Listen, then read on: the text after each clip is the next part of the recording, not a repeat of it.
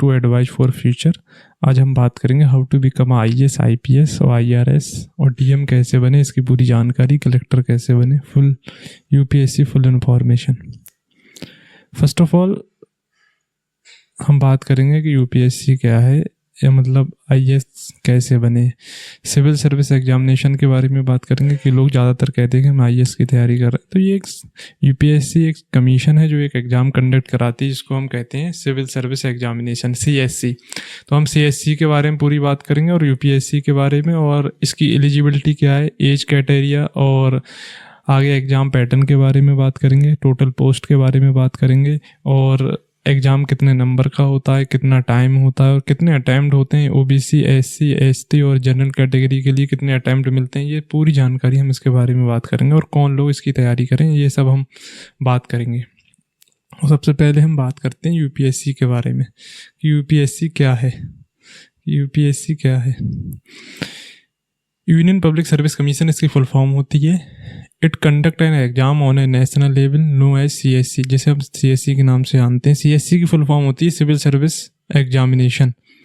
तो civil service examination जो है उसका एग्ज़ाम पैटर्न के बारे में हम बात करते हैं, क्योंकि अगर कोई भी इंसान ये कह रहा है हम IAS की तैयारी कर रहे हैं, तो बेसिकली वो एक सिविल सर्विस एग्जामिनेशन की तैयारी कर रहा है। उसमें एक पोस्ट का नाम होता है IAS और IPS, IRS।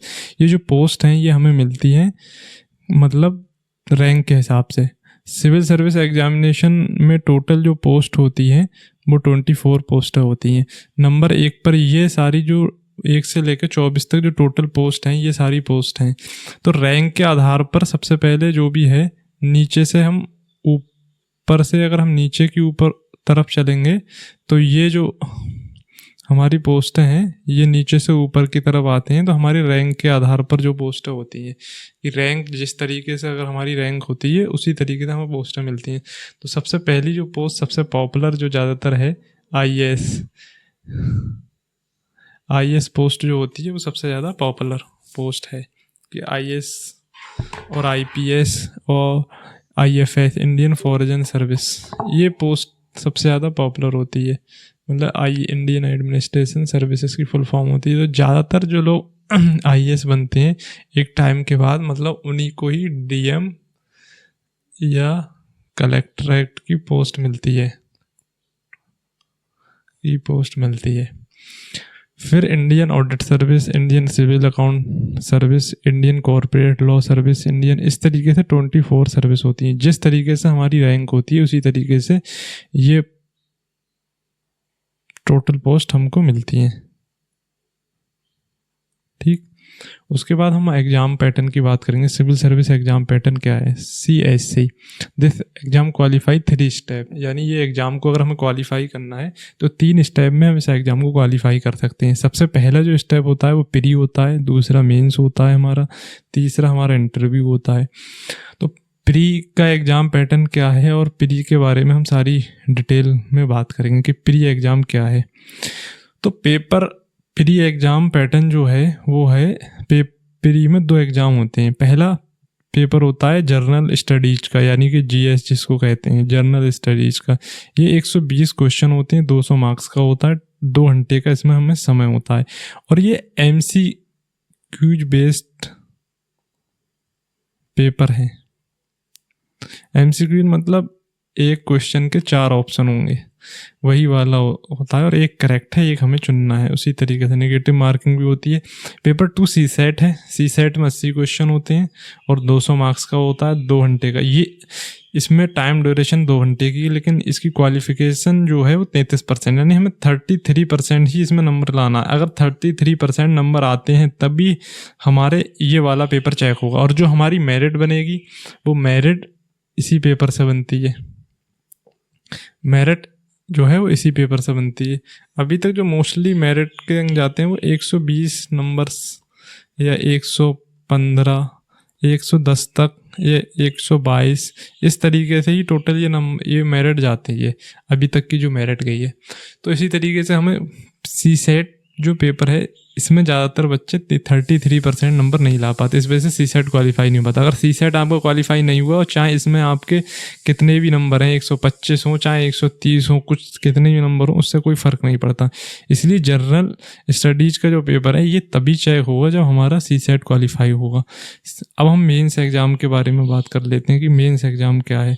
मेंस एग्ज़ाम जो है, अगर हम प्री क्वालिफाई करने के बाद जब हम मेंस एग्ज़ाम देते हैं, उसके बाद मेंस में टोटल 9 क्वेश्चन पेपर हैं, टोटल 9 क्वेश्चन पेपर हैं।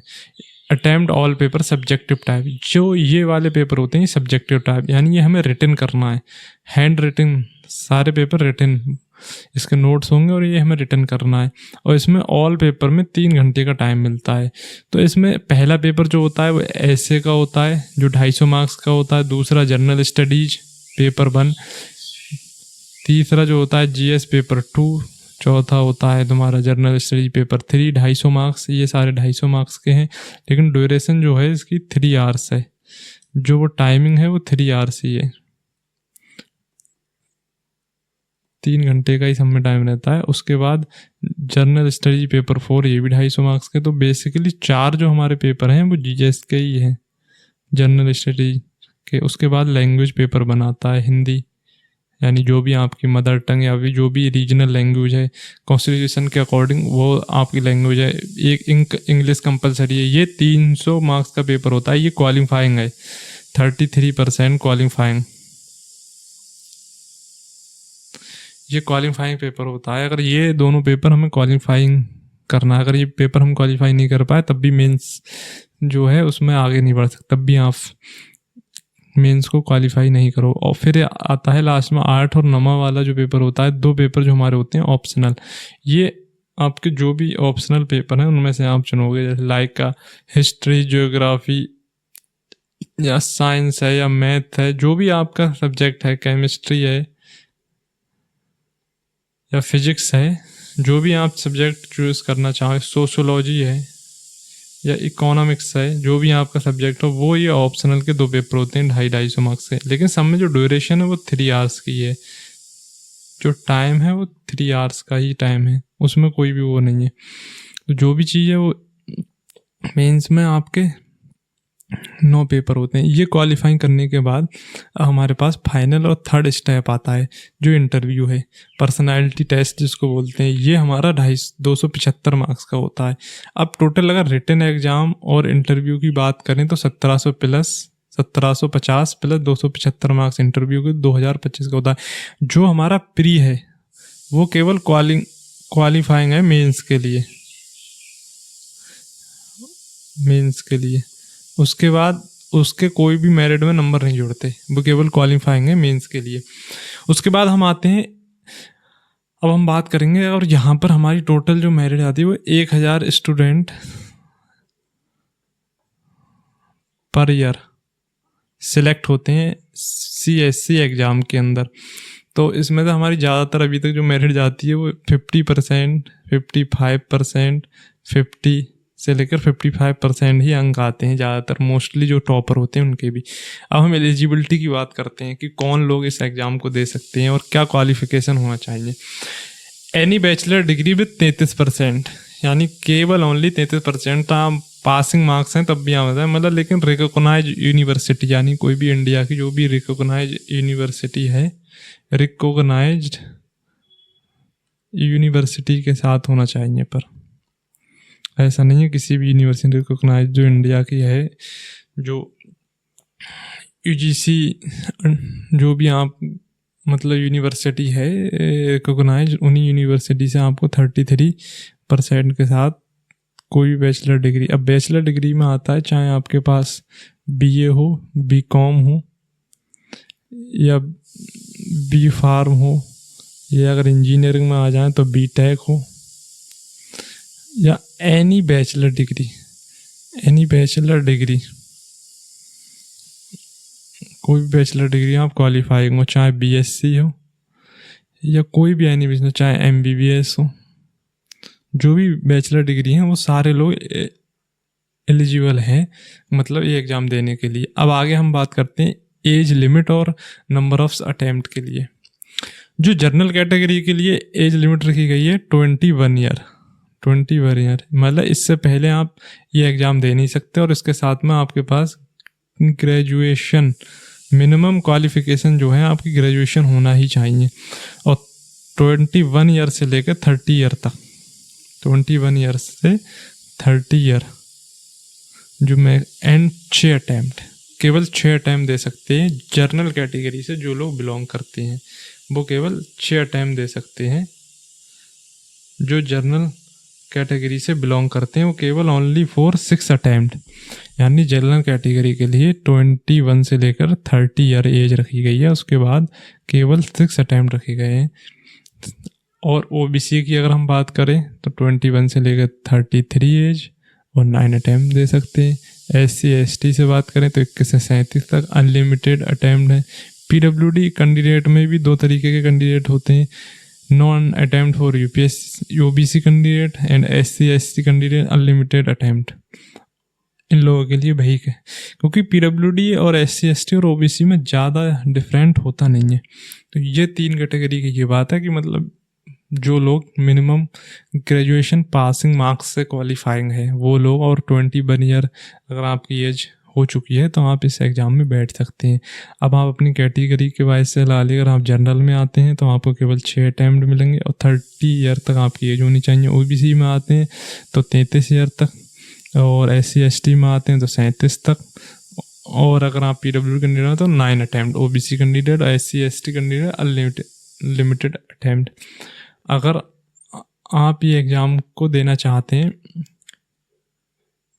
25 में तो मिनिमम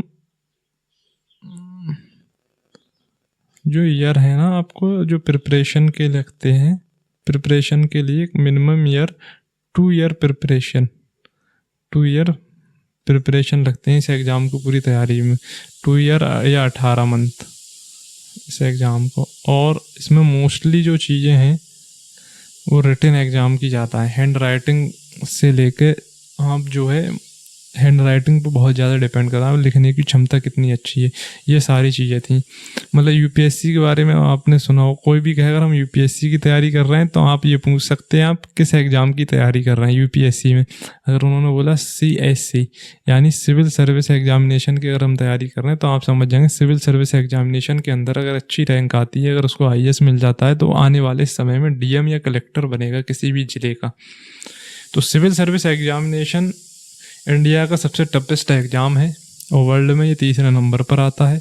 UPSC इसको कंडक्ट कराता है। UPSC एक संस्था है, एक कमीशन है जो और भी एग्ज़ाम कंडक्ट कराता है, जैसे IES इंडियन इंजीनियरिंग सर्विस भी वो कराता है, CDS डिफेंस के भी एग्ज़ाम UPSC कुछ कराता है। तो ये सिविल सर्विस एग्जामिनेशन में टोटल जो 24 पोस्टें होती हैं, अगर उनमें आपकी रैंक बहुत अच्छी आती है तो आपको इंडियन एडमिनिस्ट्रेटिव सर्विस IAS मिल जाता है। अगर और उससे थोड़ी कुछ कम आती है तो इंडियन पुलिस सर्विस और Indian service, forest service, Indian foreign service, Indian audit and account service, IRS, और इस तरीके से IRCTC, IRS, IT होती है, ITS, इस तरीके से 24 जो हमारी पोस्ट हैं ये सब आपको प्रोवाइड होती हैं। तो आज के बाद अगर कोई भी आपसे कहे कि हम IAS की तैयारी कर रहे हैं तो बेसिकली वो सिविल सर्विस एग्जामिनेशन की तैयारी कर रहा है।